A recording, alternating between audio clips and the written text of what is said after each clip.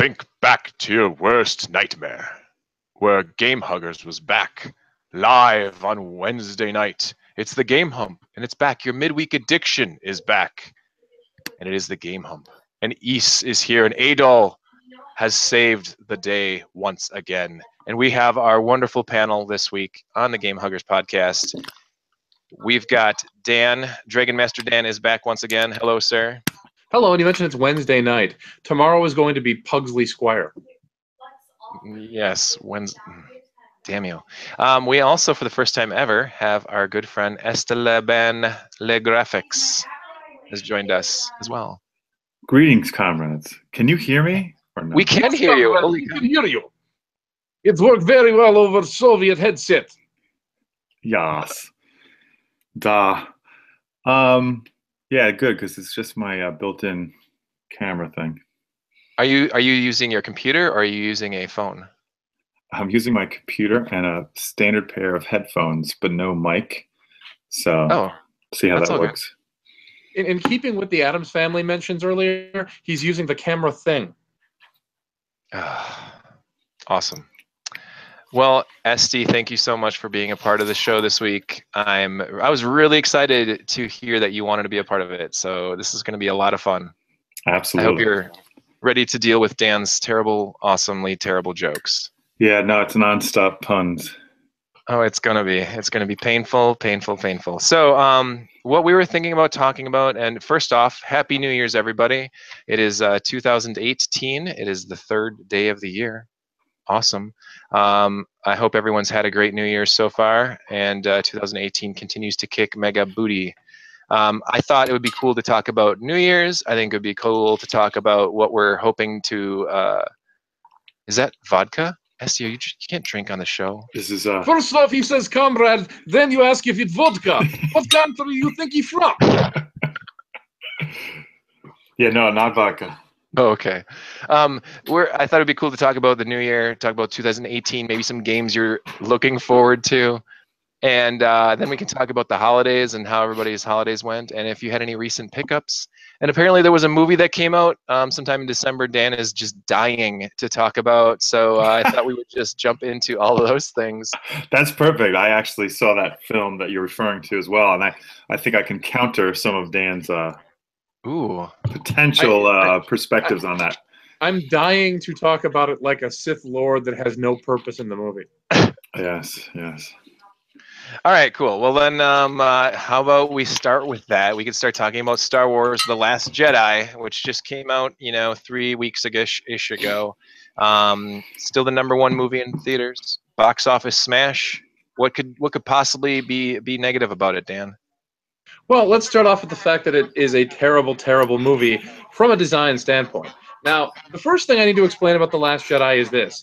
You might be someone who said, oh, I want to watch an entertaining Star Wars movie. Well, you were probably pretty darn disappointed, or you're an idiot.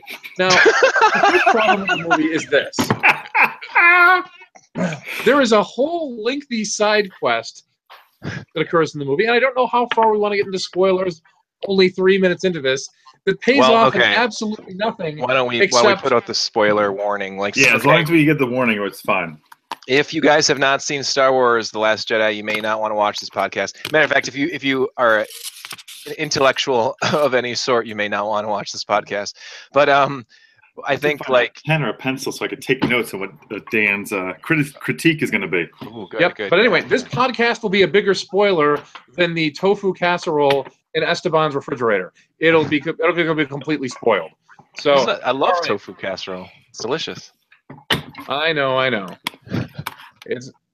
Speaking of which, you notice how you have lots of things like California rolls, crab rolls. Nobody ever makes casseroles. I'm just saying. But in any event, what's important to know is they're gross. It's just the way to put it there. But in any event, so let's start out with some of the problems with The Last Jedi. The first thing is almost right away at the start of the movie, you have a "your mama" joke. And you have it to a point where... I thought that was well placed. It was well placed. I thought it was absolutely terrible. And it was one of those situations where when I was in the theater, I remember people being like, what is he doing? He's pretending he can't hear him? Why is he pretending he's on a telephone? He's in a spaceship. and he's talking to another space. Why are they even talking? Why are they even accepting a call from an attacking pilot? Don't they realize this is just, oh, it's a your mama joke? Well played. It's 1987 again when that was funny. Get it? You don't expect a space pilot's going to say a your mama joke. And right away I knew, oh, this is going to be prequel level bad. And it took a while to get there, but once we got to the casino planet on a completely unrelated to the rest of the plot, useless trip, we reached prequel level of badness. Now, there's a whole lot of other problems with this movie, and I understand what they were trying to do. The Force Awakens was a movie that came out, and everybody was really, really excited about it for about 2 weeks. And then everybody kind of said, you know what, that was exactly like A New Hope. And it was. So in order to get around this and to not have the same complaints, they said, lots of people have expectations about this movie. There's all sorts of interesting potential plot twists that we set up in episode 7. People want to know who Rey's parents are. People want to know who Dark Snook is. Well, what we'll do is we'll just take a shit on all of those things and pay off with absolutely nothing. That way we'll subvert expectations. And it will be art. And it wasn't. I can't be the only one who thought this. When you have Snook, like, pulling up and controlling Rey and saying, like, yes, Kylo Ren, chop her in half, kill the one who you deem to be your mortal enemy, and you see him moving the lightsaber and things inside, there was a part of me that almost thought, he can't possibly gonna kill Snook. That would be too obvious. It would be the laziest possible thing if they did that. They're leading into this too much. I for a moment or two, didn't you think he was going to kill Rey? No. Well, I mean, I don't know. That scene went pretty quick, and I didn't really necessarily even allow myself to think that it was going to happen. But I don't know. I guess it's possible. It was so cheesily done and so obviously pointed out. I was waiting for, like, if the Blu-ray comes out and there's closed captions, like, it'll say, like, all the text. It'll say, like, and now it's time to kill your mortal enemy with the lightsaber that you could possibly control with the Force that can chop people in half. I almost want there to be closed caption that says, like, lightsaber levitates directly next to Dark Snook's midsection. That's what's going to happen if you turn the closed captioning on the Blu-ray of this movie, because they wanted to make it that obvious that this was what was going to happen. How terrible. How terrible. The next thing is, let's talk a little bit about Luke. I'm not necessarily going to complain about a lot of the things people bitch about, which is that it's uncharacteristic of him to run out from everyone else and hide on a planet. And we're not even going to complain about those simple things. What I'm going to complain about with Luke is very, very simple. Why did he look so much different when he teleported or holographically brought himself to this other planet? And how did he bring the trinket or whatever the hell it was from Han Solo's ship when he was a hologram to give to Leia? It makes no sense. Well, okay. I mean, you're asking one question, but I'm pretty sure that Este's got a lot of stuff to rebuttal on. But when you're asking that one question, so I think Luke went and hologrammed himself into that situation. I think he did that as a younger version of materialized the item. Yeah, well, no. He materialized the thing he took for the Millennium Falcon and gave it to Leia? Yeah, well, that disappeared later. It was just a figment of everyone's hologram. You know, it was a piece of the Force at work. As soon as Luke, anyway, shut up. Oh, it was a piece of something. Yeah, it was a piece of something. So I think that he hologrammed himself back into that scene and that scenario there with Kylo Ren and with Leia, and he basically projected himself in a way that they knew him as the last time when he was there, or a part of that storyline when he was there, because he had been gone for so long that no one had seen what he looked like, and we don't even know for sure if Luke had even looked in a mirror to see himself, like what he's become, you know, ever since he disappeared. So I think he projected himself the way that he last was remembered by Princess Leia and you know, Ben Kenobi. So that kind of answers your question, right? No, it doesn't explain where the trinket came from.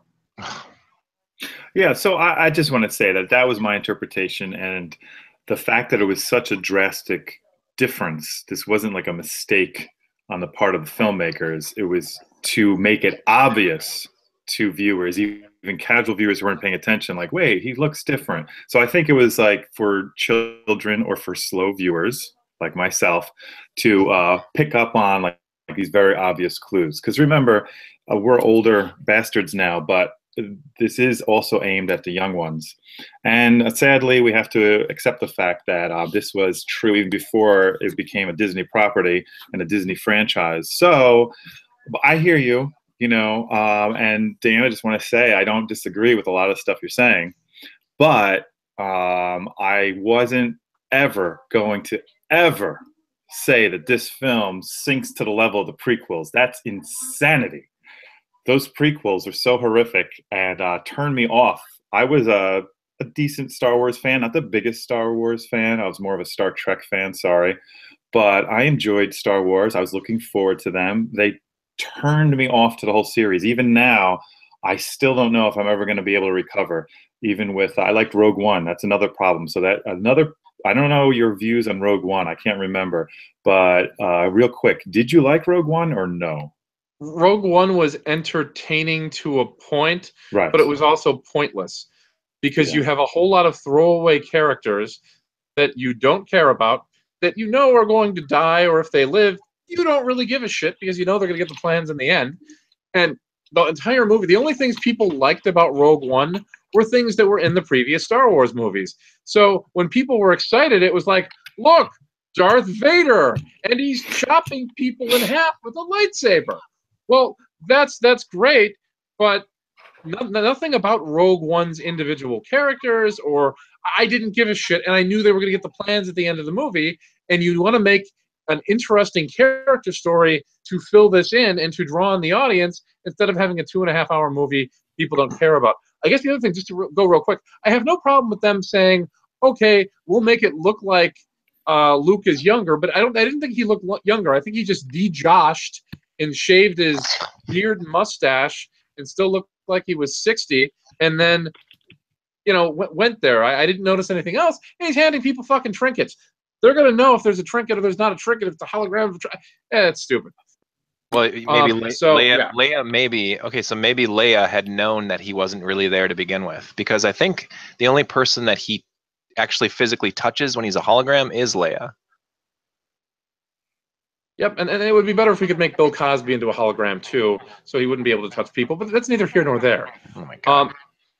So let's continue here. But there's a whole lot of other problems with this movie, and I could go on and on and on and on and explain how if someone is supposed to be sacrificing themselves to a giant cannon to protect the lives of everyone, you don't, I don't know, have a character jump in front and say, why did you do that? I'm doing it for love.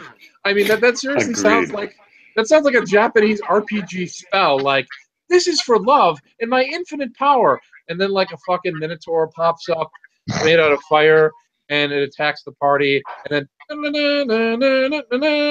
I mean, that's how terrible that was. Ooh, I love Dragon Warrior. Yes, I agree. I think there were many other ways they could have essentially made the same point, have the same scene in a way, but do it in a way that's at least a little bit more, I don't know, anything. It was incredibly cheesy. I'm sure like some folks thought it was okay, but I can't help, it just seems so awkward. And I know the characters are supposed to be awkward and she's supposed to be awkward, but I don't know. So I agree, Dan, I mean, as far as the scene itself or that moment happening, I'm okay. I just thought it was the execution that could have been better. Yeah. Anyway, I mean, to go back to that casino planet thing, I don't even know the name of the planet, but anyway, casino. It's episode 2, The Planet. Yeah. Yeah. You see, I have a further critique of that. But yeah, so I'm not a big fan of it. I think it was supposed to be an homage going back to like the seedy, you know, the seedy bar scenes and the cantina and stuff, and trying to like a new way to kind of like bring back that kind of feeling and atmosphere in the film, but in a fresh way. But the problem is, I don't know, like it came off as an homage to the 50s diner in Attack of the Clones. Yeah. So the problem is that I understand intellectually like what they were trying to do, but they didn't spend enough time. As far as I'm concerned, they should have spent more time with it if they really thought it was going to be worthwhile. Otherwise, it's just seems so forced and contrived.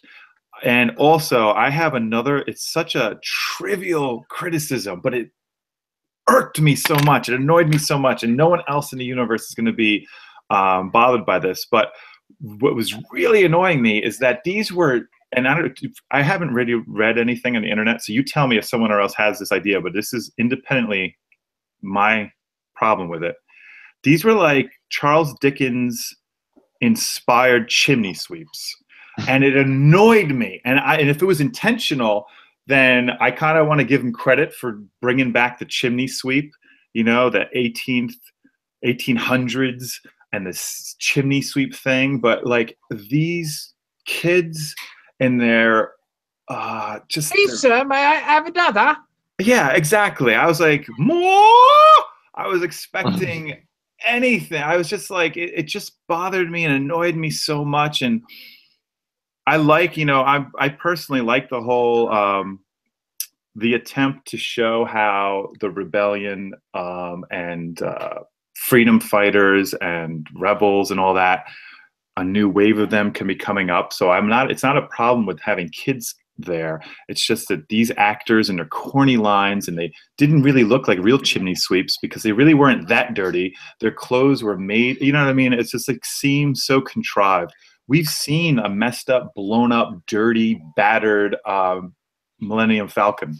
So why can't these kids look like they actually work these horrible jobs and are dirty and disgusting? You can do that. They had so much money. So it just seems so fake, you know, in the films or TV shows where you take a little smudge of, you know, like theater paint, and it's supposed to make them look dirty, and you have their nicely tailored outfits and you rip it a little, or it looks like it's a, you know, burlap material. I know I'm going on and on too much about it, but to me, it's like a symbol, or it represents the bigger problem with the film. It's like, how could you even mess up that part? So that casino thing, I don't know. It's a big old mess. Since you brought up bad acting and you mentioned you're a fan of Star Trek, I want to bring up another huge, just illogical thing within the plot. But I want to do it in a special way, so we're going to do it as William Shatner. Now, as a starship captain, one thing I would never do is lead my crew out of the loop on plans that we have to evade enemy fire. And if I were Laura Dern, I wouldn't have not told Poe Dameron that we are going to go and abandon ship to a small ice planet so that he could potentially cause a mutiny. It's ridiculous. My 13-year-old daughter said the same thing. She didn't want to interrupt the film. She was like holding it in for such a long time. But as soon as the credits came up, she turned to me and she's like, "That's so stupid." So stupid. And here's the thing. So stupid, here's Ark. We know how impulsive he is. We know how ridiculous he is. So I feel like she's supposed to be this amazing person who inspired others and is very like tactical and strategic. So she should have been able to manage him. That's the thing. Like if we're supposed to believe her, she should be someone who can manage a personality like that, an impulsive, impetuous kind of jerk. She should have done a much better job doing that. She was so unconvincing in that. It didn't make any sense, especially if she knew that he was a loose cannon. Hey, Ark, thank you for joining the podcast. You're late again, but hey, that's cool. Thanks for joining. I warned you, dummy. Hey, yeah, you did. But we're talking about Star Wars: The Last Jedi. Have you seen it? No. Oh, good. We're spoiling. My friends all said it made them want to blow their brains out, so I'm just gonna wait for it to be on like Blu-ray or some shit and not waste my money. Wait for it to come out on VHS. Yeah, maybe Betamax. Unlike Dan, I think it was entertaining, but I'm not actually a Star Wars fan. So maybe if I was more of a Star Wars fan, I would have been offended. But as far as like fun entertainment, it was okay. There's a lot of parts in it that definitely made me upset, and it's like, I don't know. There's things I don't agree with for sure, but I don't hate the movie. I don't know. I don't hate it. I'm not upset to the point of like prequels level of upset. I think it's somewhere between. It's not as good as Force Awakens. It's nowhere near as good as Rogue One, and it's definitely nowhere near as good as the original trilogy of Star Wars, Empire, and Jedi. But like, it's better than the prequels. Well, the interesting thing is you mentioned you're not prequel level upset with it. Here's the thing. No, After I'm watching not. episode 1, I went into episodes 2 and 3 expecting CGI hot trash and got it, and it was entertaining. This movie You're I crazy. actually did have higher expectations for because The Force Awakens was competently put together, although a soft reboot of A New Hope. This movie exceeded my expectations in being terrible. And I went in with low expectations, but higher expectations than, say, Attack of the Clones. Right. There was no hot Natalie Portman though, so it's kind of going in with low expectations, anyways. This is true. Or Keira Knightley. Yeah. Also, I mean, I don't want to get even back into Laura Dern, but I just feel like the casting is horrible. She's just not convincing. I'm not a fan of her, sadly. I'm going to offend people maybe, but I just think she's horrible and should have been immediately obvious that she just can't really pull off this character she's supposed to betray. As it was really weird. The character is poorly written. Yeah, but it's more. Here's the thing: an amazing actor, I do believe, can get garbage lines, garbage everything, and somehow they'll still make the most of it. But she sucks, and so she's given garbage, and she just delivers garbage. I feel like someone with more skills could have at least tried to have salvage something from that role. Anyway. So you think it was so much garbage that she's only happy when it rains? Wow. Yeah, so wow. Okay. I think the thing that bothered me about her as well, her name was Holdo. Holden. No. Yeah. Holdo too is they made it Holdo. seem like they made it seem like her and Leia were some like really long time great friends. Right. Yeah. We never saw her in Force Awakens, and when they did the big scene, the big send off when Leia and Holden were talking, and they were like, sharing like, stories like, oh, I like Poe. And it's like, yeah, you would. It's like, are we supposed to know what the fuck they're talking about? Like, are we supposed to be convinced that they're like lifetime friends or something? Because no one has ever clued us in on this. Like, what is this all about? I'm okay with that. One of the things that is worth noting is I like how they just announced Admiral Akbar is dead. We have I no know! showing of this. We have no reason to do this, but we want you to know that Admiral Akbar is dead. Sorry, Shit's serious. Sorry. Here's the thing. Maybe they're setting it up that he's really not, that he somehow survived and we're gonna, whatever. He's actually the Sith Lord. Yeah. Who knows? Akbar's alive. Phasma's alive. Everything's okay. Han will be back in the next one. It'll be fine. They're gonna fix. JJ will fix this. He will right this ship. Anyway. Right. So, it was Captain Kirk in the new Star Wars. You know what? Captain Kirk in the new Star Wars. He didn't show up at all. But it would have made a lot more sense if someone with his incredible abilities as a starship captain were in charge of the Rebel fleet. All right, so Dan, Last Jedi, thumbs up or thumbs down? Thumbs down. Esty, thumbs up or thumbs down? I have to give a disclaimer. Thumbs up for just mindless, stupid Hollywood garbage. Yeah, thumbs up. Did I enjoy it? Sure.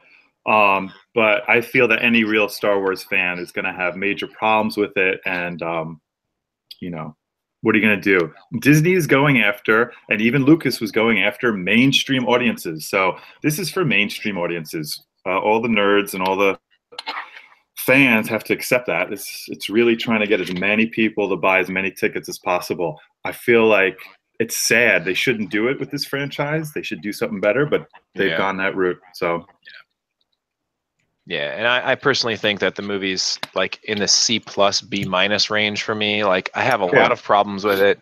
I think that Dan and I were talking about some of the editing issues in the movie that were really messed up. There's like the weird ass Leia Mary Poppinsing through space, where she's like all of a sudden able to fly through space and not die. And she comes up and she puts her hand on a glass door, and there's characters inside the glass door. They're like, oh no, what happens?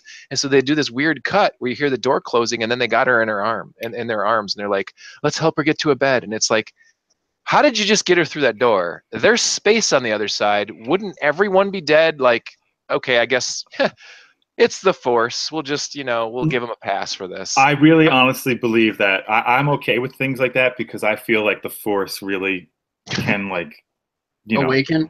it's like easily explained away, so I'm fine with that. That is spoken like a true Star Trek fan. Thanks a lot, Est. Well, one of the things worth noting about Princess Leia when she's in the coma and is knocked out, when you see her coke nostrils, a part of you is thinking like, was it really the spaceship or?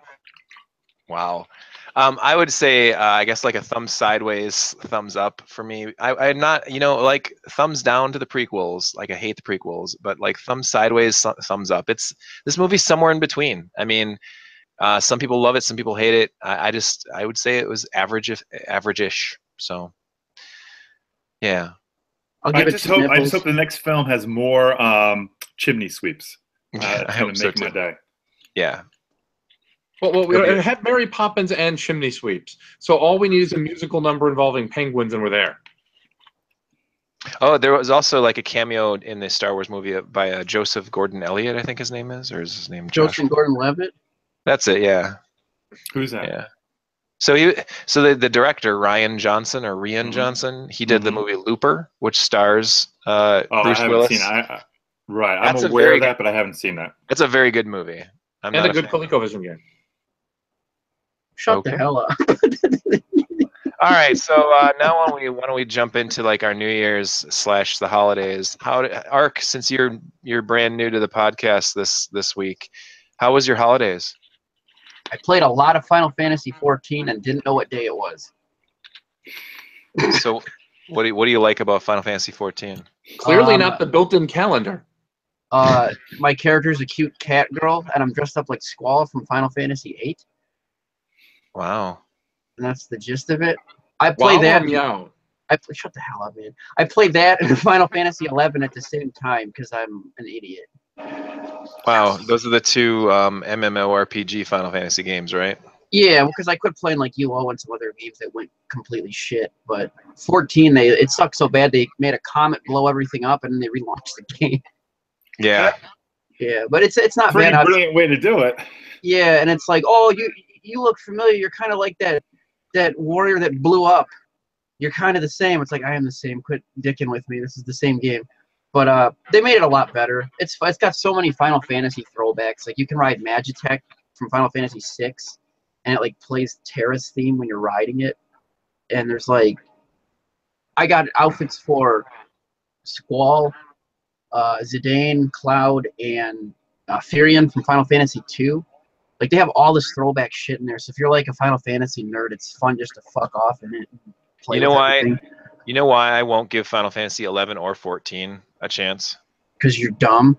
Yeah, that's one. But two, because they're called Final Fantasy 11 and Final Fantasy 14. What the hell? Why didn't they call it Final Fantasy Online and then Final Fantasy Online 2? Well, because they called it Final Fantasy 11 Online, you dummy.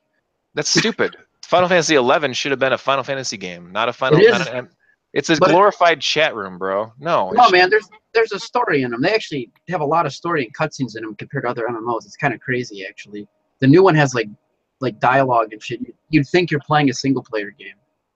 And, I wish I was playing a single player game. 11, you can solo a lot of 11 now. That's actually interesting to me because I am not interested in this genre at all. But that's interesting to me that they actually incorporated some of these cinemas and scenes and. Oh yeah, there's like full-on cutscenes and shit.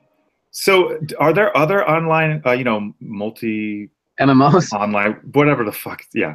Are there others that have done a little bit like that, or? Yeah, I mean, like WoW has some, but it's not nearly as good. And WoW is basically like riffing on itself. There's like so many jokes in it now, but because it's Final Fantasy, like. There's just tons of cutscenes, like you're playing either Final Fantasy. Like it'll just cut to a full cutscene with like subtitles and shit. Some other MMOs did similar-ish stuff, but I don't think any of them have really delivered a story as good as 14 has. And 11 had a good story delivery too, but because it was like PS2 era, there's not as much cutscene action. There's still some, but it's not as good. Right. But they both have like actual story, like dialogue portions where you're like talking to NPCs and like you're reading text for like 20 minutes while they go through story shit. Yeah. So it's a lot different than any other MMO because like WoW and stuff, you just click through like a scrolly text box and you're done mostly. Yep. Maybe 2 pages or something. Yeah. But from what I remember about Final Fantasy 11, you had to have a pretty decently diverse group to actually kill most of what was out there because You the had to game have was a just so no. You needed terribly. you needed a functional Final Fantasy party. You needed a tank, and then he was called the puller. He would go pull stuff, or you'd have like a thief be the puller. But someone would pull something, and then the tank would have to provoke it and let it. The monster would just hit the tank, and then you had the people doing damage like the fighters in Dark Knights. But then you had white and black. Healers. Yeah, they do their thing. But then I always played a red mage, and they were like white-black hybrids, but you did mostly debuffs. So I would cast like Paralyzed, Gravity, Slow, all that shit. But I also had support magic for the party, like Haste and Refresh would regenerate magic points, and you could get really good at it where like if you were doing it right, your party wouldn't have downtime between fights, because usually when you finish the battle, everyone's all fucking gimpy. You gotta like sit and wait like 30 seconds to heal your magic points. But if you're doing your job as a red mage, you just keep fucking beating the shit out of stuff. But you needed to basically have a functional Final Fantasy party. Like if you look at Final Fantasy IV, Cecil's the tank, then you've got like Rydia's the black mage, and then Rosa's like a healer. You have the same kind of setup. It's just like that. You can't. Right. You can sometimes roll in like a bunch of jackasses with like 6 dragoons and maybe do okay for a while, but then who's healing? And then you all die. Right, but I think one kind of difference from that compared to a lot of other MMORPGs, but that other ones would have a fair amount of things you could do as a single person, where Final Fantasy XI, almost strictly anything you did outside of the very early tutorial stages required having your whole party up and around to kill anything.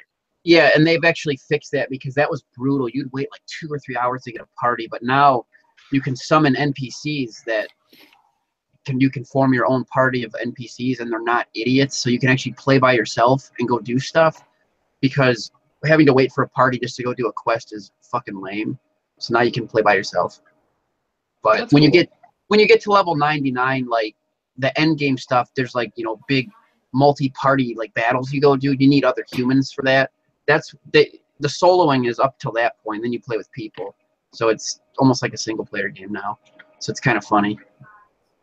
They've done a good job with it too, of like making it more playable, because it was brutal to play years ago. Like when you died, you would lose like 10% of the experience required for your level. Like say you needed like 50,000 experience to level. If you died, you'd lose 5,000. And you could also de-level. Like if you just hit a level and then got killed, you'd lose experience and drop a level and have to do it again. It fucking sucked, and they've made that a lot less painful now. And traveling used to suck. It'd take you like an hour or two to walk to some of the towns, and if you died, you'd have to go back to town and start over. It fucking sucked. You're gonna be a masochist. That sounds like it was so fun though. Me and my friends played it all the time. Like it came out before WoW, so like WoW hadn't come out and like made everything doofus mode where it's really easy. So like Final Fantasy was like the first big 3D MMO that we gave a shit about, because before that we were playing Ultima, and that was like a 2D isometric game. So like Final Fantasy 11, like holy shit, look how big this area is, and it's like, yeah, it also takes 45 minutes to get to the other end of it, so that fucking sucks. But it was so fun. But I mean, if you went to go back and play it that way now, there's no fucking way. The way they've got it set up now, where it's easier to play and it's more accessible, it's a lot of fun. It's kind of worth checking out now if you've never played it before. I think it's worth it. That's kind of cool. What do you play it on? PC? Yeah, I have PS4 version of 14 also, but you can't play 11 on the 360 or the PS2 anymore. They got rid of that support. So Okay. They converted everyone's accounts to the PC, and if you don't have a computer now that can run Final Fantasy 11, you probably can't afford to play like the monthly subscription, because it can run on like a fucking potato.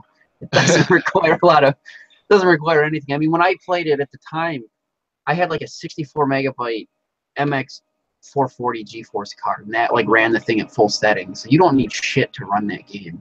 Nice. So any crap ass laptop with onboard Intel graphics will probably run the game fine.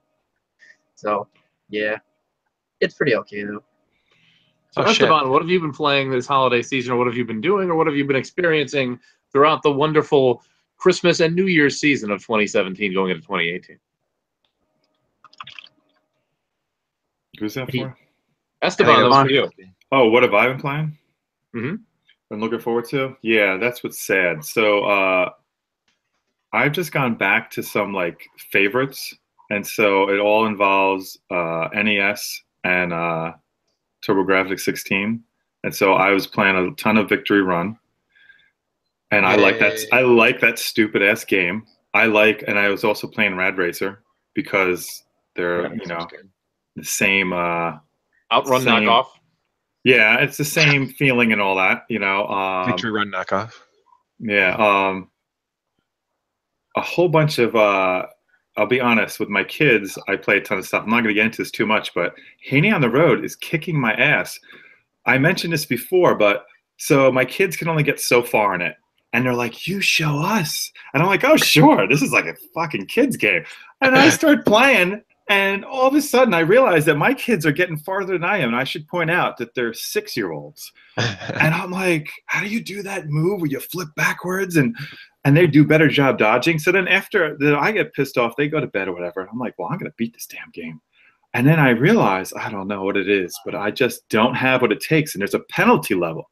And in the penalty level, it gives you like a second chance, right? And I got so far, and I was like, holy shit, I got to make it to this penalty level. It's all this lava, and it's just a lot of these little jumps. And I'm like, surely there must be a trick. I'm not expected to do all the, like 1,000 little mini jumps just to like save a life. Surely these developers must have given us a chance, like maybe if I do a speed run or something. So I'm convinced that I don't know about some move like a speed run, but all my attempts, I just feel like I kind of love it. I'm wondering if there's really a way. I mean, the penalty level at that point, I should just reset the game. Anyway, so folks out there, if you know about any special moves in Haney on the Road or Hani on the Road, I don't even know how to pronounce it, but I always said Haney. It's Hani. Like Channy.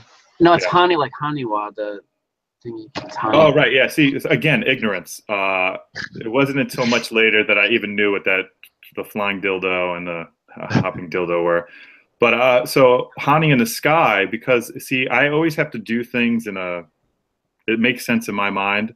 So if you play one Hani, I got to play the other, just like Rad Racer. So all these random games actually make sense playing together. I'm not going to go on and babble and stuff, but I always an eclectic mix of stuff. Of course, I also took out my Sega Master System because my kids hadn't seen that, and I realized, I'm like, holy shit! When was the last time I took it out for them? Because I used to have it up hidden away from them because I didn't trust them, and only recently did I realize that I can trust my kids with the games and stuff. So they saw Wonder Boy, which is, again, I just went back to favorites. So I freaking love Wonder Boy, the first one, Sega Master System. And they, of course, immediately complained about the controller because I have the stupid, original controller. And I said, don't worry, I'll get a better controller. So I got a Genesis controller, whatever. But they weren't that good at it, and they got frustrated. So they are not yet ready for Wonder Boy, sadly. Even though they play. What's that? Which Master System controller did you have? Did you have the one where the cord comes out the side? So not only do you have to hold it, no, I don't. But there's a screw hole in the D-pad. Yeah, no, I don't have that. Yeah, it's a it must be the standard one. Was that an earlier version or? Yeah, I think the first ones had the cord coming out of the side, and then like a Gravis Gamepad Pro, there's a screw hole and a black little joystick thing you were supposed to put in because obviously the disc on the Master System is terrible and wasn't intended to be used as a D-pad. Yeah, well, it's horrible. Eventually people said, oh, this screw-in tab thing is terrible too, and the cord coming out of the side is retarded. Why don't we do something a little bit better? So what they wound up doing is talking like Ark and calling things retarded, but more importantly, they made the cord come out of the top, and they removed the screw hole from the D-pad, so now you just have a terrible, unresponsive D-pad instead of something that's a screw-in joystick. Yeah. I'm going to screw your joystick. Thank you. Nice. But I'm looking forward to, I'm not going to monopolize any more time, but it's true, like the cheesy PC EFX forum, there are so many times when someone will suggest a game or talk about a game, and I'm like, you know what, I'm going to play that. And so that someone, again, mentioned about like Deep Blue, whatever, and I'm going to give that game a chance yet again, but I still feel so frustrated. Like 20 years ago, I bought it and paid too much money for it, and I think I will never get over that fact, and I should let it go. Like, I'm not really a functioning adult if I'm unable to just let go of the fact that I feel like I got ripped off 20 years ago on a stupid game. Yep, and I don't know about Deep, but that game certainly did blue. Yeah. Thank you, Dan. Thank you. The game's not bad. It's just not good. It's like, it's neat, but you know, you play it for 15 minutes, then you don't touch it for like. Yeah. You're talking Exactly. about yeah. Deep, There's right? no. Yeah. I don't see myself. But I never beat it, and I also never approach it as a non-traditional shooter where you're supposed to dodge a lot. It's pretty. That's what fucks people the up. colors are nice. Everyone puts the fucking turbo switch on. They hold the turbo button and it goes, duh, this is hard. And it's like, if you stop shooting, you can heal, you doofus. And then they don't do that, and then they die. The thing is, you're absolutely right. You don't want to approach it as a traditional shooter. You want to approach it as an aquarium simulator. Right. Yeah. Yeah. Okay. Well. Okay. So we do have some people in our chat box, the live chat. Yeah. Is there a way for me to see this live chat thing? So if you go to the actual video of where the video is broadcasting, you can see some of our good friends. It looks like Opie is in there, and so is Cheney, and so is someone I'm not familiar with, Tabitha Ficht. I don't know who that is, but that's awesome. Cool. Where do you see this mythical? Here, I'll give you. Move your mouse to the left of the screen, and then the fucking thing will pop out because Google likes to hide all their menus. Oh, I don't think you can see it that way. Oh, there's a different chat? Fuck. I don't so. know what's going on. So if you go to that chat, like the one that Ark was just talking about, there's that like blue box with the like a comic book. Oh, you mean on the YouTube chat? Yeah. So I just went and put a link in there for the group chat. If you go to the top left, there's that blue box with the comic like bubbles or whatever. Anyway, sorry. You can click on that link and then it'll bring up the actual video itself, the broadcast where it's live, and then there's like a chat room right there. And oh, so is there's a few people. Oh, that's probably nobody important. But it looks like our good friend Rove is on as well. Hi guys. Ask any questions. Old Rover? Yeah. Yeah. So ask any questions if you guys have anything you would like this group of highly intellectual humans to talk about. As for games that I'm playing, I actually just got Ys 8. That game's fucking sweet. Yeah, Shit. I just got it for the PS Vita. What? So once that. What? What? You said PS4 wrong. You should fix it. I don't have a PS4. I have a PS Vita. How do you have a PS4, you freaking dork? Well, because I don't know, because I'll get one eventually, maybe. I was waiting. Okay, I've been holding out for the perfect man. No, I've been holding out for Shenmue 3. Honestly, I don't know, man. Adol's pretty perfect. You should just get it for that. Well, it's on the Vita as well. So what's the point in getting a PS4 when I can just play it on the Vita? You can play it on a fucking like 60-inch TV. So can I do that with the PS TV? Yeah, if you want to dick around with all that, you just pop it in the PS4 and go. I'm gonna avoid getting a PS4 for as long as I can. I don't know. I know it's a great system. I know it's gonna be awesome. I know there's tons of amazing games for it, but I'm just haven't got one yet. That's all. There's no reason. No real reason. It's a fucking sweet game though. It's pretty good. Cool. Well, I'm looking forward to playing it. I played a little bit of Ys Origins on a family trip that we took. Late at night, I was able to play some of that. It's a lot of fun. Really, really great game. Obviously, it's been out for like 14 years on PC, so like it's not like a new game or anything. But that's a lot of fun. And then when we're talking about PC Engine or Turbo Grafx games, I played a few really, really great games. Just going through the usual really fun ones. Maybe 2 or 3 weeks ago, I got an opportunity to review some of Electro Haze's work, his work on the Lords of Thunder and Gate of Thunder remixes that he did. So, I watched that video of yours. Because I was just curious about how the soundtrack, if it really did sound different. Yeah, and it was an improvement. I liked it. So yeah, it's not something you really notice it while you're playing it, but when I actually had the two videos side by side and I was editing it, I thought like, holy crap, this is really like there's a crisp difference here, and it was really neat to see that. So yeah, it was like I got to play through Lords of Thunder, with an enhanced soundtrack, and it was really fun. I got as far as I can get in Gate of Thunder, which is usually like stage 6 or so.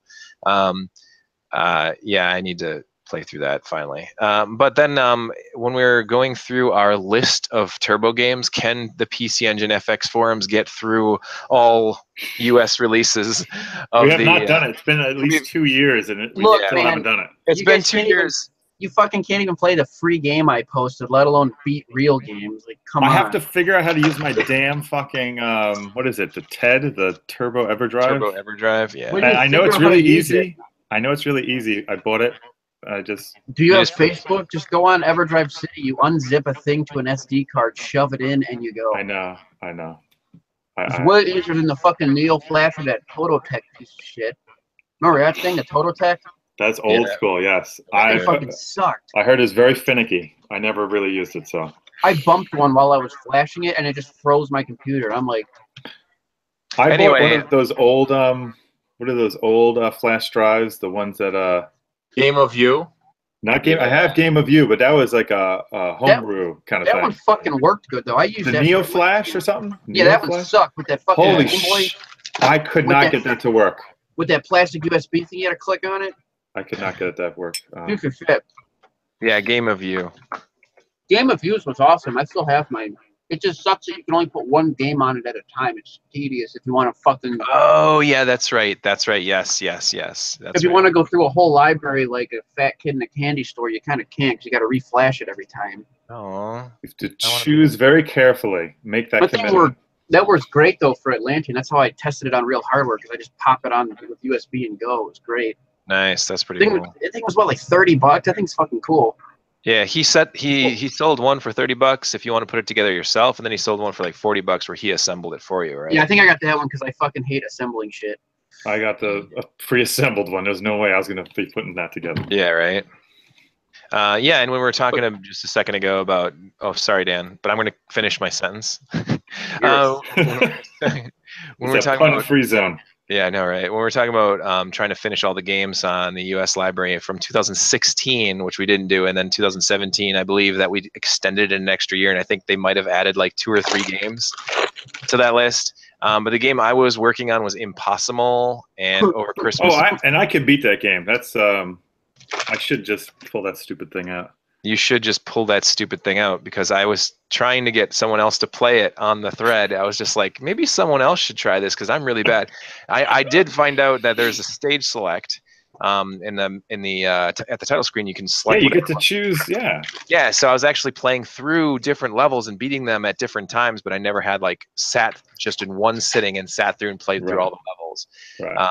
And I tried doing that over Christmas break after not having played it for like 6 months. And I feel bad for you because the collision detection in that game. it's miserable. It's so miserable. frustrating and it's so painful. And you're like, you know, when I listen to the music and I look at the pretty colors and I think of the character and even the Commodore, you know, what the Amiga or the Commodore 64, Monty the Mhm. Mole, and it's like, God, it has such charm. There is like a little bit of character to this game that if it just had played decently, I probably would really enjoy it.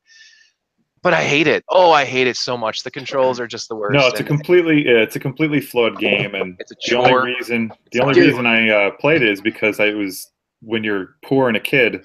Yeah, you just no. play every game to death, and that's the only reason I have any bit of affinity for it. Yeah, when you get a game, you know, like me, just pouring being a kid, it's like when I got a game, it was a special occasion. And if I don't play that one game I got, I'm not getting another one until next Christmas. So that's the game I've got, you know. Speaking of Christmas, look at these things I got for Christmas. Look at this shit. Holy crap, man. What? Is That's that, amazing. Rowdy Ninja Roddy Turtle. Piper Ninja Turtle? Yeah, and Ultimate Warrior. Can you shut up? Holy shit! Is that for real, or is that someone like made No, that? they're real. You get them at Toys R Us. Oh my god! Esteban, speaking of things relating to Christmas and Ninja Turtles, is that real or did someone make it? Sometime watch A Very Merry Turtle Christmas. I think you can find this on. That's a real thing. It's a real thing. You remember how there was the Turtles rock band? Yeah. Like they were people dressed up as Ninja Turtle costumes and they would play terrible rock music. It was the Coming Out of Our the- Shells tour. They're coming out of our shells tour. So like Oh, the same I thing, remember but that. they did a Christmas video. So you have them like rapping and doing like reggae songs, like "Deck the Halls with Bars of Hope," but in like terribly not matching turtle costumes. If you would look at this and say like, this is some sort of a sketch. This can't possibly be real. But that's what you thought about the Memorex VIS promotional video too. When I go back to fantastic Christmas specials with old cartoons, there's a He-Man one, and that to me is a good. I don't go back to Turtles, sadly. I go back to that He-Man one, which is pretty awesome. If you get a chance to watch it. Yeah, meager. So there has been a request in our live chat for us to start talking about the MSX and the game Inferno. Yeah. So Ark, we really need your expertise on this. Why in the hell are you still making games for an old dead computer? Because more people will play that than PCFX will play my PC Engine games.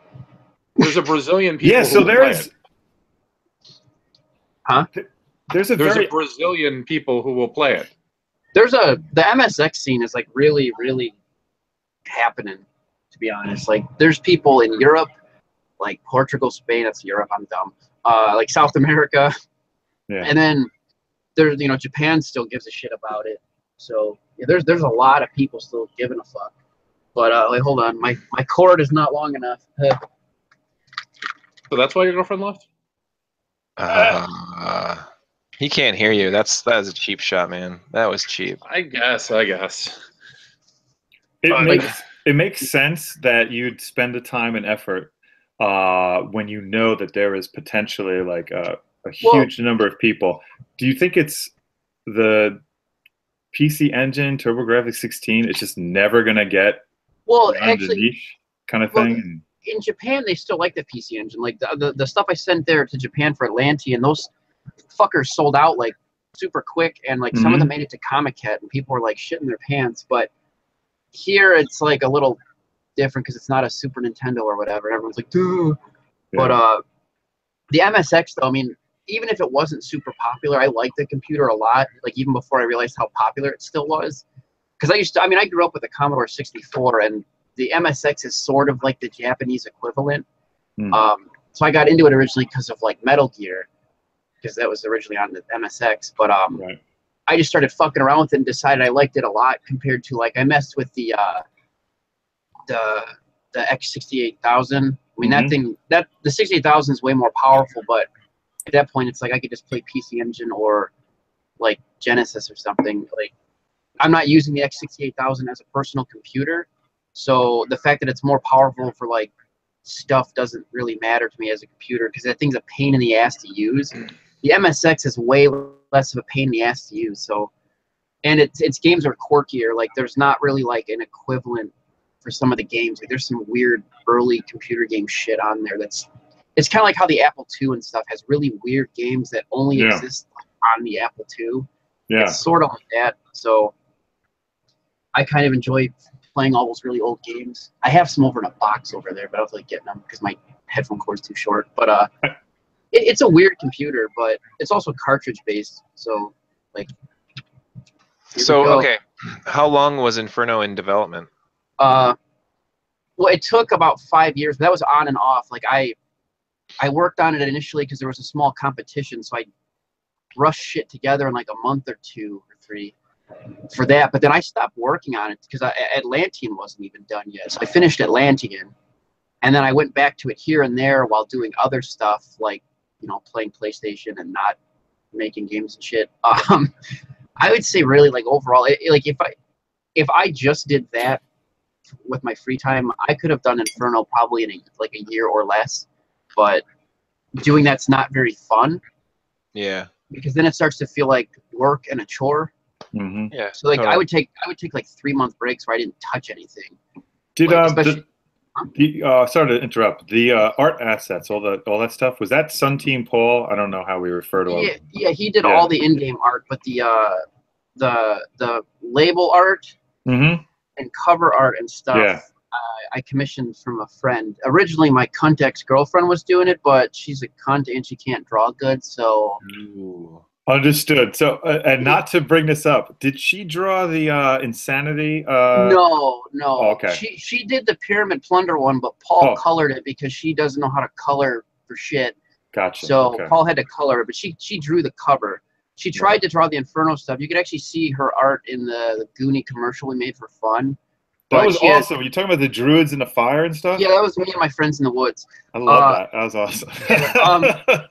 But yeah, her art was kind of amateur because she's still learning, which is like, yeah, whatever. But she also can't take criticism. Like when she would finish something, I'm like, well, I asked for like those markers, like where it looked like the old watercolory or like hand markered cool comic booky stuff, and she gave me like gradient filled flash art looking stuff that looked like Adventure Quest, and I'm like, this isn't what I asked for. And then she'd freak out and yell at me, and I'm like, you didn't do what I asked for. And I gave her like 9 million examples, like the Xanadu box, like all the Falcom stuff. Like I want it to look like this, and she colored it like a Flash game, and I just was like, why? It was so bad. I got so mad because it was like it took her forever too. And this dude that I commissioned to do the art after I kicked her out of my house, he got the whole thing done in like a month. He gave me like 6 different concept sketches, a bunch of color options, and all this stuff in like a month. And it's like, this is what professional artists do, as opposed to the amateur that just yells a lot and doesn't do what she's asked. So now I have better box art though, so it's great. I got no dumbass ex-girlfriend, and I got better box art. So just to kind of touch on something you had asked about earlier, Esteban, you were asking about the homebrew scene in the PC Engine and why it's fairly limited. I think one thing that's very important to note about the PC Engine is they sold probably less than well, they sold probably less than 1 million units in North America. It got a very limited release in Europe, and though a lot of them were imported there, the other thing to remember, you know, the MSX was a computer, so they published. The computers came with books saying this is how you program the thing. Right, yeah. Like all the hardware is documented completely. Like there's no guessing or having to reverse engineer. You were given like tools and documentation with the thing when you bought it. Right. That's the other big difference. That's why like any home computer has a bigger homebrew scene. Like Commodore 64, their homebrew scene has a ton of stuff going on. Like Amiga, all those, because they're open computers, they're not reverse engineered. So it really just matters how many like masochists can figure out a machine. And that goes into what Dan was saying. Since the Turbo wasn't as popular, there's not as many people dicking off with it as there are with the Mega Drive or like the Super Nintendo. So that's where we kind of get shafted. Yeah, like I understand why there's in North America, you know, PC Engine's dead. But what I was hoping is that there would be like miraculously a whole bunch of folks in Japan developing stuff. Some dude over there, he made that MIDI doodad, but game-wise, they not so much. They like hardware over there, I think, more than games sometimes. They're really into hardware gimmicks and stuff. It's cool though, but well, it's also worth noting that kind of in Japan, there's two things we want to go over, which is the fact that, as he mentioned, there's a lot of PC development that goes on, but they're not so interested in developing things for older hardware. So you'll have people who will design 8 or 16-bit style games, but they do for something that's easy to program for, and they can use modern tools for.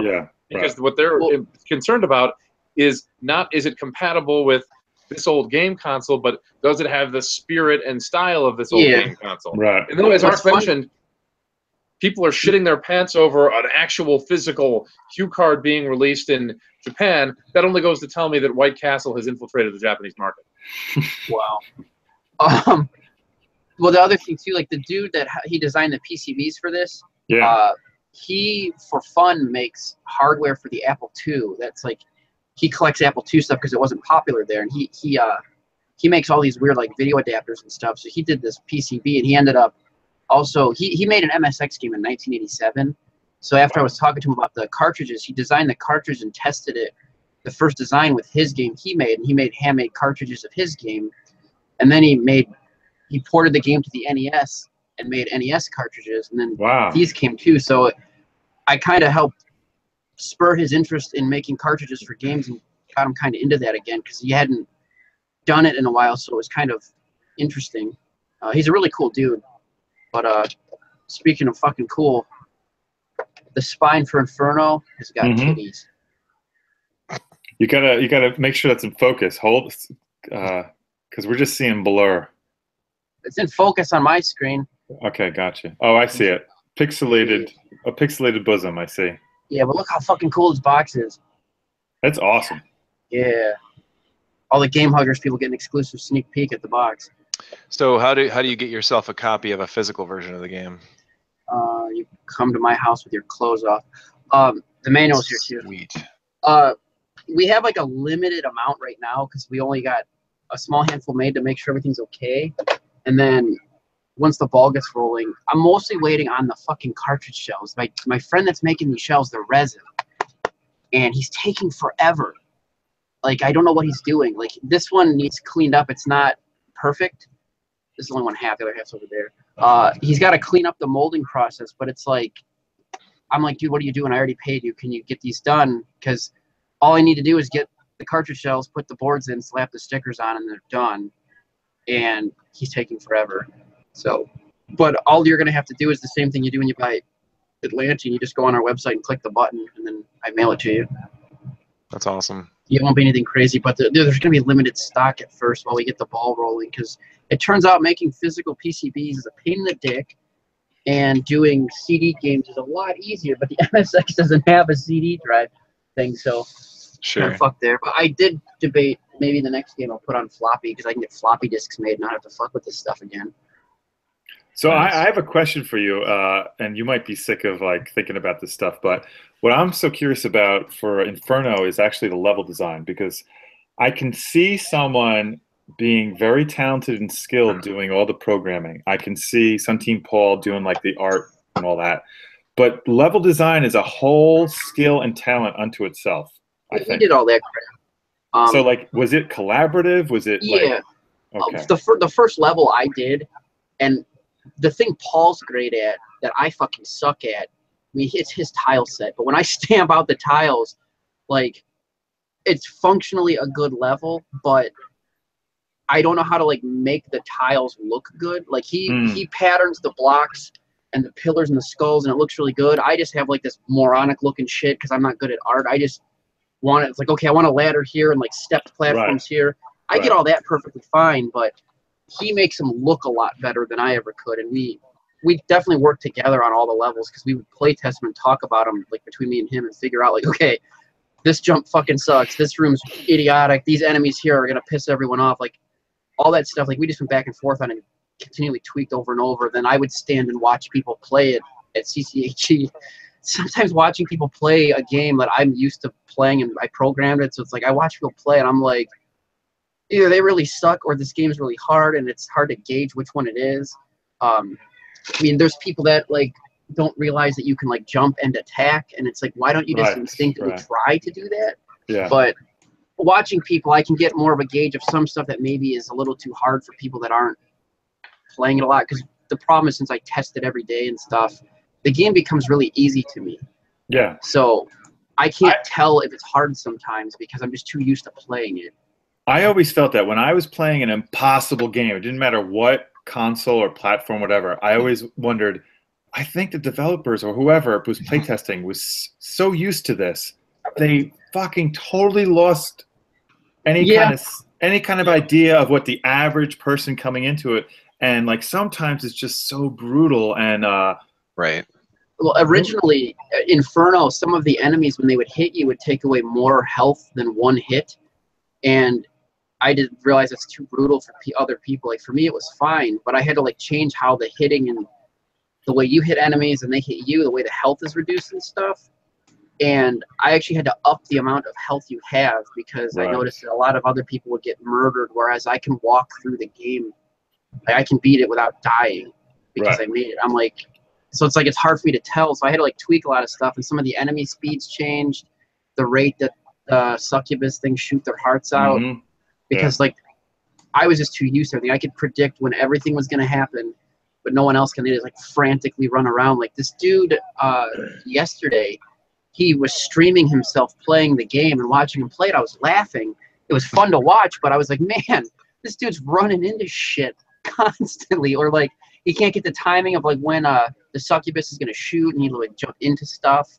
And like it was just funny to watch someone else playing it, but I guess I'm kind of glad I toned it down because they're still saying it's hard, and I made it a little easier. I'm like, oops, yeah. But thank you for that. I was just curious, and like you confirmed a lot of things, but it's always reassuring to hear that it is like it is like this process where you do have to like trial and error in a way, even though. even though you know basically how you want it set up, tweaking those little things seems like that would take so much time. Oh, it did. And what's really funny though is sometimes I'd make levels, I'd get all excited, I'd run in to fucking test it and realize I made like a jump that you can't physically make. Like, and I'm like, well, fuck, I gotta go fix it and try again. Or I made a room where you get stuck. Like, it's just so many things like that where like it looks fine until you're walking through with your dude, and then you're like, motherfucker. And that's the other thing I learned with Inferno. The sprites are too fucking big. That's why I can't really easily put it on the PC Engine. Right. Some of the sprites are like sometimes like 45 pixels wide and all these weird sizes because the MSX blitz everything. It's like software sprites. It's like just stamping them from virtual memory. And you tell it how many pixels like across and down to stamp in. Right. So you're not limited like the PC Engine to like set sprite block sizes. So to do Inferno, I would have to have like multiple sprites forming one thing, and it's just, it would be too unwieldy to deal with because every sprite would need to do that because the way everything is made. And that was one of the lessons I learned is don't make these giant sprites because I kind of regret it. Like the Inferno dude, he's drawn, his body is stored in 3 separate spots in VRAM. Like his torso is in one area where it fits in VRAM, and then his legs are like sort of near it, and then the weapon halves of him where he, like his weapons, they're in a different spot completely. So when he draws, it's 3 processes. It draws his torso, his legs, and then his weapon. So it's like inefficient as hell, but it has to be done because his body can't physically fit in VRAM good. So it made it a giant pain in the ass. If I would have made him smaller and everything smaller, I guess it's Paul's fault, but it's not really his fault. I just told him, yeah, let's make these big fucking cool looking sprites. That's why it's hard to port it to the Turbo because everyone keeps asking. Like you had mentioned that, the art in the threads. Is, if there's a way to shrink the art, the game engine's not that complicated, but it's the art. All the art is just too fucking demented. The way it's all done, it doesn't fit. And I don't know if the game would look right if you cram like the skeletons. If you smush them, they're gonna look stupid. Everything's gonna look dumb. Like the hero dude, or he's gonna look like a moron. And the way he swings way out is like Rastin, and you know Rastin sucked on the Turbo. Like Rastin 2 shit. The way everything would be done would just be so dumb. It'd be better to just make a similar game planned for the Turbo. Well, another issue would be also the level design. You'd have to spend a lot of time trying to. You might just be better off, like you said, starting again and making different decisions in the beginning, because it seems that with the MSX project, later on you realized, had we made just a few different decisions up front, it would have made streamlined so many things later. But yeah, definitely. I mean, and I've already planned and made a list of things to do to fix the Inferno engine if I'm going to do a different game to make it easier to work with. And one of the first things is to make sure the sprites aren't fucking gigantic, because every sprite is different. And it's like there's like the demon dudes, they're like really wide, and when they attack they come out, and it's like first he's like this, then he's like this, and it's like on the Turbo, since the sprite sizes are fixed, that concept isn't as simple as just going, oh, stamp this, now stamp this. It's like every frame has to be the same size chunk, unless you want to juggle multiple sprites, and it's just a fucking nightmare. It's fine for like a shooter because it's like, oh, you know, the fucking boss is this big goobery thing, but it's just that one thing. In Inferno, it's like everything would be like that, and it would just be a fucking train wreck. I don't think I would have fun doing that. We don't have to keep going on and on, but do you feel relief now? I mean, I know you're frustrated because you want to have the product shipping, you know, and stuff out there. Aside from the fact that the fucking plastic cartridge shells aren't done, yeah, like I can play Final Fantasy for 2 days straight and not feel like I'm slacking off and not finishing the game. And like, there's the soundtracks up on Bandcamp too. Like you can grab. Oh wait, that's up. Oh, I didn't know that. Yeah, it's like $10 to grab all of it, or you can pay like $1 a track and give me $23 instead. Sweet. But you get like 3 listens before you have to pay, which means I guess you could just record them all and be a dick. But yeah, it's all up on Bandcamp. There's synth versions with goofy sound effects to make it hilarious. Then there's synth versions without the sound effects, and then the FM versions that are actually from the game itself. Like the synth versions are how I compose the songs before I put them on the MSX. Because I write all the music like on keyboards and like this high-tech as fuck drum machine. Nice. I use all this stuff to do the music. It's all MIDI and stuff. And then I turn the MIDI into MML. And like this is my MIDI controller, this fucking red keytar. So all the stuff you're hearing, like I play on guitars and old MIDI equipment, and then translate it to MML to put on to the MSX. So all the chiptunes existed as synth tunes first. Nice. That's how Insanity worked also, and Atlantean. Well, Atlantean was guitar. I wrote a lot of that on the guitar and then punched it in manually because it's like sheet music. Nice, dude. But yeah, I wrote that crap on the guitar.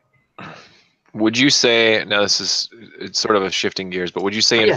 Inferno is like your most complex or deepest game that you've created so far? No, Atlantean still is. That game is a fucking, I don't know what you want to call it. Like, Atlantean is, and it sucks because it's Defender. So people don't really, playing it, don't really appreciate how fucking convoluted this shit is, because Defender scrolls back and forth. Mm-hmm. It doesn't just keep going and then the enemies disappear if they go off screen. Right. Atlantean, they count for them constantly, yeah. At all times, the code has to account for every fucking enemy on the screen, because that stupid radar, if you watch, all those things are doing stuff because they know, even off screen. So you've got off screen, you know, the fucking jellyfish are like, ugh! They're trying to find things to abduct. Even if you can't see them, they're still happening. In a game like, you know, like Soldier Blade, shit that's off screen doesn't exist. It's not doing anything. Once it's on screen, it's like, oh shit, fucking shoot it. But in Atlantean, it's all the off-screen stuff is still tracked, including those giant coral towers for the parallax. Those have to be tracked and updated, even though they're not on the screen. They're not drawn, but the coordinates have to be updated, and it has to know, okay, they're on screen now, turn the fucking sprites on. And it's like, all that stuff is tracked, and then the parallax for the rooftops and all that stuff, because it wraps and can go either way, all this stuff has to be tracked, even if it's not on screen, because you could go back. And in a shooter, it's auto-scrolling. You control the scrolling in Atlantean. So it's not like any like shooter where it's just scrolling for you, where it just like, it's like eating the level as it goes down the screen. You have to like be able to put stuff back, and it's very convoluted, and because of that and all the enemies on screen, the game is so complicated. But it doesn't look like it because it's just Defender, which is disappointing. Even Insanity itself, there's so many collision detections that can happen all at once, and the game still has a good frame rate. Like, if you account for it, like every enemy, like any sprite can collide with any sprite, including the shots, and any sprite can collide with a wall. So at every frame, every sprite is seeing if it hit a wall and if it hit another sprite, and it's doing that against every other sprite on the screen. So it's like, it's doing all this crap, and the game's still playable. I have a question, not to interrupt you. You had kind of tweaked Insanity and put it out like on Xbox or something. Yeah. And I know you probably might not even want to revisit it. Is there any chance in the future that you would go back and make another PC engine or turbo version, but with just a little bit faster, like, you know, like on speed kind of thing? I had actually talked about doing that a while ago, and I made some music for it, and Kiranu, I think he died. I don't know where he went. So listen, he popped up out of nowhere. Like he put a message on YouTube. Oh. Just out of nowhere. Well, he was doing sprites for it, because I was going to make a second game that was a little more actiony, and it probably would have been a better game. Because Insanity sucks, because it was the first thing we did, and it was like a college project. And I did the art because I didn't want to have someone waste their time on art if I wasn't going to finish the game. So that's why the game looks like shit, is because I drew everything. But I wanted to make like sequel game, and I actually talked about or thought about doing like something like that on the MSX, because I like games like that where it's a single screen where you run around and shoot stuff and then you leave the screen. So I wanted to do like another game on the Turbo and maybe make it faster. And one of the easiest way to make it faster would be to not have the walls kill you, because you don't have to check the walls. And at the time, I think we were still using QC tile checking. It's just sort of slow. Right. But no, I had considered that, because I always try to think of games that would be fun to put on the Turbo, because since I'm the only programmer for the most part, like we've got Old Man, but he does other stuff too. He's more of like the tech guy. Like he's more into like the hardware, like the CD bootstrapping and all like the nitty gritty, because he was like an engineer. But when it comes to like the game programming, some of that's sort of lost on him, because he'll make something that like works, but it's not fun to play and not very functional as a game, but it like works mechanically. So like game wise, like a lot of times all the development, like I did Atlantean, that was like all me except for a couple things. I actually asked some of the MSX dudes I talked to. I asked them for tips and pointers because I wasn't sure the best way. Like there's the things that go in a circle. I wasn't sure the best way to do that to not like fucking waste CPU cycles doing it because you don't have a lot of time. So I like went to them for stuff like that because some of those dudes have been programming games for like 20, or not like releasing, but they've been fucking around programming for like 20, 30 years. So they had some pretty good pointers on that stuff, and they thought it was interesting. But for the most part, like all the AI and the scrolling and all the weird shit, like that was all just me. So I always try to think of games that I can manage to do myself without wanting to like lay down in the middle of a freeway. Exactly. You don't want to have to rely on other people. Yeah, and I want it where it's like it's not a big chore for me to do it. Like the thing the free game, that Nante Tate Engine game, I started. Yeah. Huh? The laser beam one? No, that's Reflectron. Yeah. Oh, yeah, okay. Reflectron is really fun. I like that one. The Nante Tate Engine is the free one. Oh, right. I haven't played that yet. Right. Yeah, it's gotcha. Astro Smash. It's like an Astro Smash for the Atari. I wrote that by myself, and it probably, if I would have done nothing but that, I probably could have had it done in like 2 weeks. But I kept stopping and dicking around playing. Persona 5 came out, and then I played Persona 5.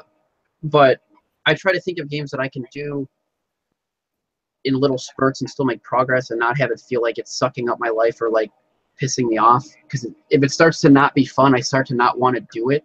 I'd rather just go play PlayStation and not fuck around with it. So if it doesn't remain fun, I don't like it. Like I thought about doing an RPG on the MSX, and then I went, wait a sec, it took like a whole team to do that. I'm not going to do that. Like no fucking way, because it'll stop being fun. It'll start to be like a chore, and then it'll suck up my life. And I have a whole cabinet full of role-playing games I still haven't started yet. So I'd rather not do that. It's more fun to make goofy little things like, you know, Reflectron and shit. They're still fun. It's never going to be like a Hudson release, but you know, we can crank them out quick and they're still fun to dick around with. Absolutely. Yay. I think Dan is sleeping. No, I'm awake, but I'm getting close. He's getting close. Yeah, we're actually about 20 minutes over almost. So I'm probably going to go with our final thoughts here. But my one thought is the game that you had come out with over the holidays for the PC Engine, was it, how do you pronounce it? It's Nante Tate Engine. Nante Tate Engine. Yeah. Was that a dig on Henshin Engine by chance? No, it's here. Wait, I'll show you. We got time, right? No, he was making fun of the name FX Unit Yuki. Give me a sec. Hold on. Give me that one. Jesus, got enough chains on those pants? He's like an Image comic character.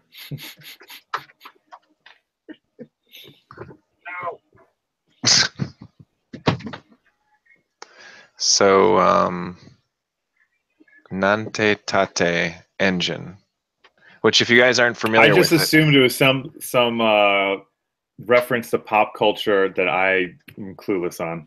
Yeah, it very well might be. Ark is very well versed in the pop culture, as you can tell by his pants. So I guess my thought is that Nante Tate Engine on the PC Engine kind of came out as a surprise, where it was just like, oh hey, here, happy 30th PC Engine fans. Yes. And the 30th anniversary came and this game came out for it. And hang on. I found it. Yeah, buddy. All right, hold on. These are all my J-pop 45s and stuff. I got a metric fuck ton of them. Fuck. So, this is Koizumi Kyoko. Her nickname was Kyon Kyon, and they put her name. They would put, you know, KYON, and then they put a 2, like square, like how we do for CD-ROM. Right. Yep. So I came up with the idea one day. I was actually in Japan, and the song was on somewhere I was at, and I was just at Beep looking at PC Engine stuff. So when the song came on, instead of like the song, this song's called Nante Tate Idol. I change lyrics to songs in my head all the time. Usually it's vulgar. But this time I changed Idol to Engine, and I'm like, oh, that's kind of funny. It works. And then I'd wanted to make a mascot. I put this on the forum post, but I wanted to make a mascot for Aetherbyte because like a pillar is kind of dumb. It's a pillar. So I came up with the mascot idea and kind of like riffed on a bunch of 80s J-pop idols to like make the character. So the game was Nante Tate Engine to spoof this record. This was like her big song, and like our logo kind of looks like the one on the record. Oh. So that was like, it was mostly like a spoof. And the song that's playing, the chip tune in the game is this song. I made a chip tune of it. That's awesome. See, this makes it, now I can appreciate this on a whole new level. Right. I must have skipped over the explanation. Yeah, and the Rom Rom logo, because our character's name is Rom Rom. Like, you know, to spoof, like, you know, just see Rom. But hold on one sec. So here's a quick trivia fact since Saramaru isn't on. Oh, no. Ark likes making chiptune music. Saramaru likes making Chippendale tune music. Wow. Oh my God. He's been waiting an hour to say that. Say what? No, don't worry. Dan just... Okay, here we go. He's classing up the joint. Our Rom Rom logo is also a spoof on her logo. This was her logo, like, for her name. Kion Kion. Yeah, so we kind of spoofed that too. And this is like a photo book from her thing. She's kind of fucking goofy. But the whole thing was like a spoof on 80s pop idols because, you know, the PC Engine came out in the 80s over there. So it was like an homage to that. And it was fun. But so now you know that's where it came from. That's pretty awesome. Thank you. That's very cool. That's very cool. The idea literally came to me on a train in Japan in like a candy/caffeine fueled like fever dream while I was riding the train. I was just like, yes. And then I was sitting like messaging Paul all these ideas, like trying to commit it all to memory. I'm like, this is gonna be the greatest fucking idea ever. Like it all fit together so perfect because of like there were so many like spoofed things I just combined into one. And then like the game, I was like, it's got to be an easy game. So I was like, okay, I want to do Astro Smash because I love Astro Smash, and it's an easy game to write. And I had already told Paul on the train that, you know, she's going to pilot the PC Engine shuttle and shoot stuff. But then later when we started the game, Paul was drawing the art, and he's like, well, what's the player ship? I'm like, it's the fucking PC Engine shuttle, duh. Because, like, what else? So if it worked so perfectly, like, what else would you put the main character in besides the fucking spaceship PC Engine to shoot stuff? So that it all worked out, like, hilariously perfectly, so I was kind of glad about that. And if you haven't played the game yet, you should. It's pretty fun. But a lot of people suck at it.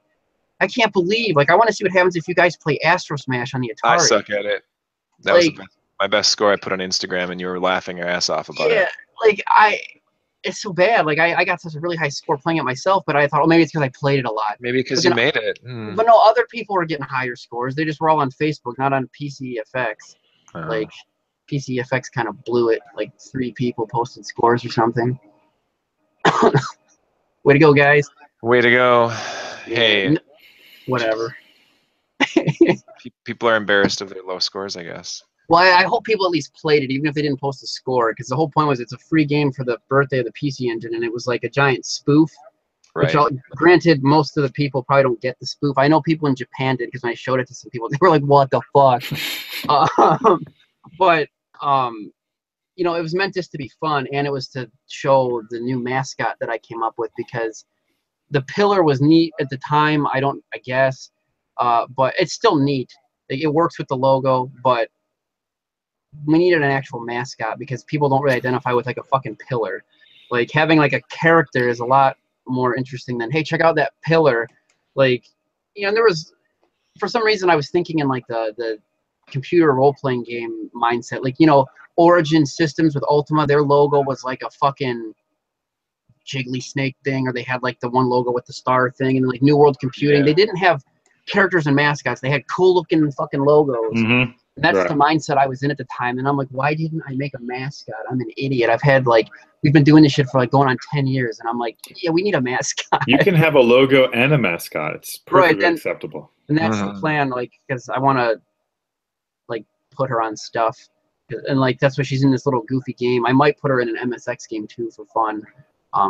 But of course, she's mostly riffed on like PC Engine stuff too, because that's where we started, was the Insanity stuff. So that's like when everyone goes, oh, you fucking aren't doing Turbo anymore, you suck, MSX is gay, kill yourself. And it's like, oh, okay, thanks. You know, that's not what people think. We feel like we're losing one of our very, very talented developers. Well, not really. One of our producers that have brought out games. It's like, oh, he's going to start doing MSX now. And the thing is, you're saying that the MSX community is awesome, and you're like, they're really paying attention, and they're like giving me all this stuff. And the PC Engine community is all about Tobias now, and we're all Henshin Engine. Right. Well, the Mysterious Song, and it's like, here's the thing though, like those games, Mysterious Song, and then now with Henshin Engine, or what is it, FX Unit K1Y Jelly something, whatever. But like those games have a long production life, and it's like the hype is there, and it's building up, and it's building up, and then it's delayed, and then it's build up, and then it's build up. Whereas when you came out with games, it was like this 3-month production where it's like, wait, that's already out already? Like, how's that? Like Pyramid Plunder, it was like, hey, you motherfuckers, here's Pyramid Plunder. Oh, and by the way, you can order it right here, and I'll ship it next week Tuesday. Like, what the? There was no build. There was no, like, nobody even heard about it. It was just like, it was already available. So actually, to build up hype for it, didn't you say that you had lost all the source code? Yeah, that was our joke. And then some people got like legit pissed. Like Nightwolf, he got pissed, and I was like, oh man, we pissed off Nightwolf.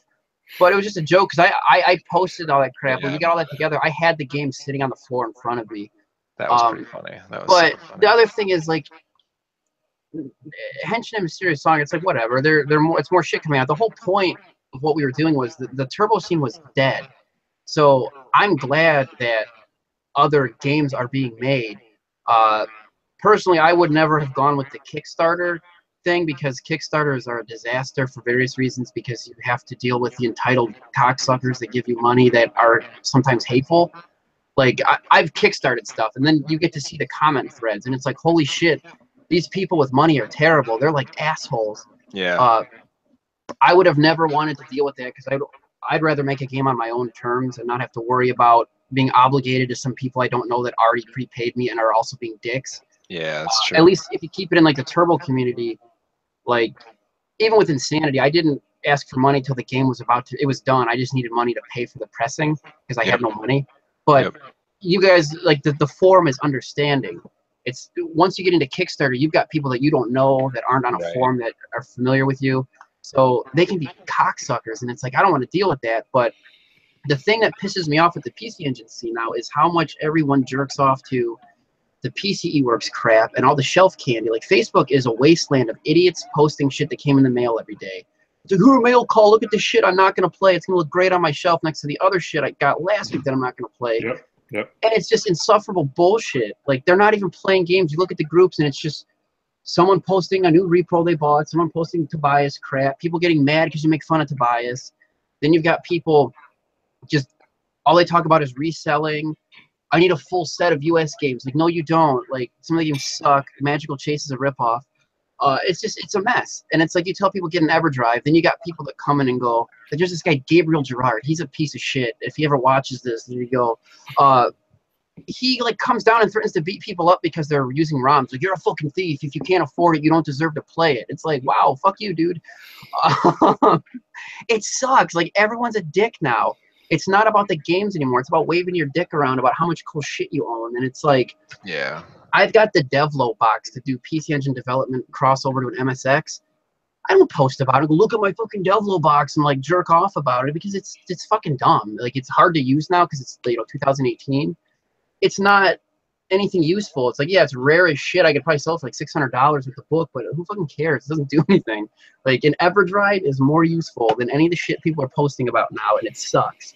And then you've got newer people that show up waving their dicks around, acting like, they own the place. And some of them don't know what they're talking about. They argue, they start shit. They just got into the Turbo last week, and they'll, like, talk all this shit about everything. And it's like, what the fuck happened? And then, like, PCFX, the forum activity is like, like, a lot of people left. They got tired of all the bullshit. They left. And it's like, everyone just vanished. Some of them died. That sucks, too. But it's like mostly Facebook. Like, for some reason, the Turbo community that congregated to Facebook is like full of idiots. And I've left the groups before, and then people add me back and go, dude, Ark, you need to yell at this idiot. And a couple times, it's like, what are you talking about? I don't see any posts by this person. And I'm like, oh, I argued with that person a year ago. They've already blocked me. I can't do anything. I'm sorry. But But I get re-added to groups just to yell at people because that's how bad it is. Like, they have to summon me from the depths to go yell at some idiot. And it's like, what a shit show. What is happening? And, like, people care more about repros than they do about new shit coming out. And it's like, what the fuck happened? Like, the Nintendo community, Sega, new shit comes out, it could be fucking dog shit piece of crap game. Like people will go, oh my god, a new game. Fuck yeah. Turbo, it's like, hey, there's a new game coming out. Dude, but did you see the PCE Works box set? It's like, no, we don't care. There's new shit coming out. Fucking play that. If you want the fucking translated, Startling Odyssey or something, go burn a fucking CD. If you can't burn a CD, you are too dumb to be playing video games. That's just how it works now. But it's so bad, and I really wish there'd be more people vocal about how dumb everything has gotten, because a lot of people just sit there and don't say anything, or they like talk in an echo chamber, like in the fucking Discord chat. It's like, well, who cares? We're all in fucking agreement. Like, go out on Facebook and yell at the morons. Like, PCEFX used to keep everyone in check. The Facebook groups, nope. It's a fucking disaster. It sucks. Well, okay. Two things about that. One, what is your shirt? Where did you get that shirt? It's amazing. It's Omocat. She draws stuff, and then I buy her sweaters. I got her T-shirt on too. Oh wow, look at that. Nice. Yeah. There you go. Yeah, she's like a rabbit nurse. Because I'm a furry. Nice. I didn't say that. But No, you did. We heard it. And it's broadcast for everyone to hear. And two, I actually think that the forums now, while you said there's a lot less people posting there, and I think that you think that there's like the involvement in the forums has gone way down. I actually kind of don't agree with that at all. I think that there has been times when the forums have been pretty dead. I think we actually have a good tight-knit community still. I think that there's enough activity on there that if I log in once or twice a day, I see new stuff all the time. Well, like probably different threads started or conversations continuing in Fighting Street or wherever. Whereas I think that also on the forums, I think that you don't see a lot of activity or a lot of conversations about PCE works unless it's in a negative way. Like, you don't see people posting pictures in the "look what I bought today" thread, and they're not showing PCE work stuff, because if they did, they'd be run the fuck out of town. But that's the thing. That same attitude doesn't exist on Facebook, and the Facebook. Well, that's fine. No one's defending Facebook here. But the member count, there's so much more turbo shit happening on Facebook. There's like thousands of people, and they're like kind of active. They're just all like, so many of them are dumb. Andrew, so, like, there's a lot more people on Facebook than there are on the PCEngineFX.com website. I just mean, and there's a lot of gamers who don't even have Turbo Grafxes that are in the Turbo groups, just because it's cool to be retro. It's like our job as PCE people to go like defend our shit on Facebook instead of letting these doofuses screw everything up, because they're messing up prices and all this other crap. Yeah. Yeah. Well. I mean, the important thing is just be content with what you have. As long as you have working hardware, as you mentioned, access to a CD burner, and aren't a retard, know how to burn a CD, as I was explaining to Esteban earlier, and an EverDrive or some other kind of device to be able to play games that are off of a Hue card, you can probably enjoy all the games you want to play with just having the hardware and a few things accessible to you. I guess the problem with PCFX, though, that I have is more, we lost our shout box. And then the chatting split everywhere. And then you had like the dual file shit posting spaz fest that honestly made some people quit, which sucks. But we had the dual file chat, then the Paul chat, and then other people chatting elsewhere. And then it's on Discord now, whatever. The thing that sucks is the chat isn't on the PCEFX forum anymore. Yeah, that's a big deal. That's the part that sucks, is the chat isn't up at the top, because everyone used to just sit there and fuck around. And it was great. And granted, the other problem you can never fix is the fact that a lot of people died. Like, we were like, what, 5 people died? Like, I think like 3 or 4 guys. Yeah, there's a few people that have passed. Yeah, Firebomber, Sinistron, Snow Kitty. Snow Kitty. Well, as far as the people who died, don't worry. There's this guy Necromancer on the forum. If he can get him up to his screen name, we'll be set. Wow. Yeah, but I mean, it sucks. We lost people to that, or some people just got fed up. And it happened. That happens all the time. That's a natural, Weird. But we lost like Vestcoat. He only comes around once in a while. Karanu basically died. He's around apparently, sort of, but and he doesn't really post. He doesn't post in the forums. He just popped up on YouTube He pops up on YouTube. Yeah. Yeah. Beamer's gone. Bernie's gone. Bernie's probably just melting stuff with a blowtorch or a hair dryer. Exactly. He's not. But Bernie and a lot of the people that left PCEFX are still active on Facebook, and that's what sucks is they didn't quit Turbo. They just left the forum. Yeah. And like, I think the biggest loss in the PC Engine world was Tat Sujin. Yeah. There's another one. He's just finger banging himself on Facebook now. Yeah, he does Facebook and Facebook only. He doesn't do anything. He still links people. He still links people to the PC Daisakusen. I can't even pronounce it. Yeah, right. Website that he runs that he hasn't actually updated since like 2008. Yeah, we lost like RJack's gone too, and that dude was around before Insanity was finished. I think he's the one that suggested the price. He's like, I'd pay $30 for that. I'm like, are you fucking kidding me? And everyone else was like, yeah, dude, I'd pay $30 for that. I'm like, fuck. $30. Mentioning before you mentioned Bernie gone. He of the blowtorch. Well, his name is Bernie. I don't think the blowtorch. He burned him as a hair dryer. Yeah, I say here the blow dryer. Yeah, we still make fun of him for that, but you know we lost so many people, and they didn't quit completely. They just quit the forum. But they're still on Facebook, and it's like, this sucks. Yeah. Well, Facebook's a lot more convenient, and it's just, you know, if you're not dedicated and you're finding good deals on Facebook, or you're finding good conversation on Facebook, it's just a simpler platform to work on. It's sort of disappointing. But hey, we got like no minutes left, so if you got one last, shut up. Let's let someone else that hasn't talked in a while say something. I just want to say, even though only like 5 people are going to watch this, that they have to at least check out like a few minutes before they turn it off of the newest Le Doodle, and see if they like it.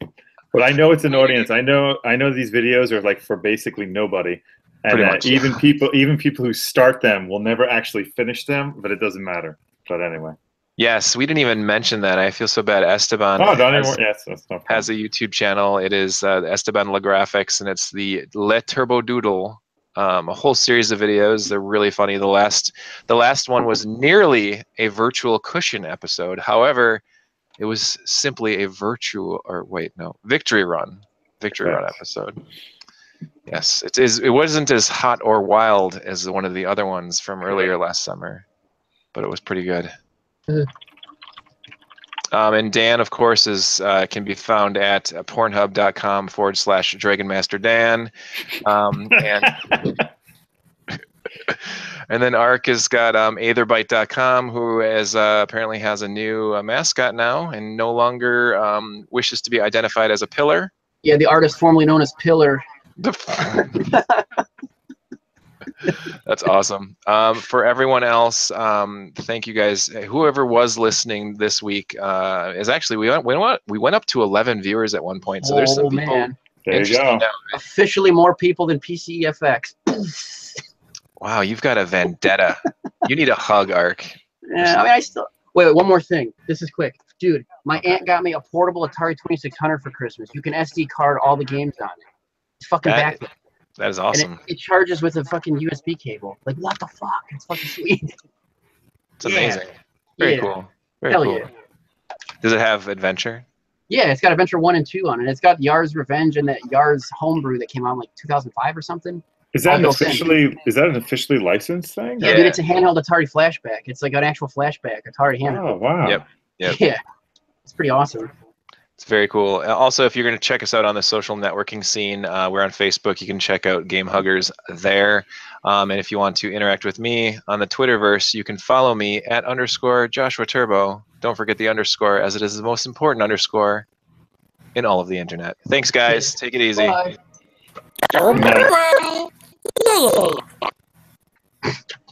See you guys. Bye, dude.